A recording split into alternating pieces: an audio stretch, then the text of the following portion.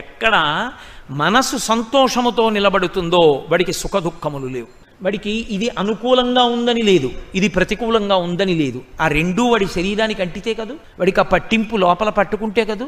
ఏది పట్టుకోవాలి? మనస్సు పట్టుకోవాలి. బాగుంది బాగులేదు అన్న రెండు మాటలు పట్టుకోవాల్సింది మనస్సు. ఆ మనస్సు బాగుందన్న దాని మీద లేదు, బాగులేదన్న దాని మీద లేదు.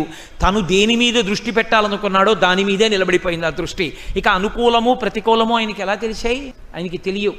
ఆత్మని తెలుసుకోవాలనుకున్నటువంటి భగవాన్ రమణులు అరుణాచలం పాతాళలింగం దగ్గర కూర్చుని తపస్సు చేస్తుంటే తేళ్లు జర్రులు తొడల కింద పట్టి కురికేస్తే మాంసపు ముక్కలు ఉడిపోయి నెత్తురు కారి అట్టలు కట్టింది. ఆయనకి తెలియలేదు. లక్ష్యశుద్ధి, మనసు అనుకూలము ప్రతికూలము అన్న రెండు మాటల చేత ప్రభావితము కాకుండా నిలబడగలిగితే అటువంటి మనస్సు సంతోషము కలిగిన మనస్సు.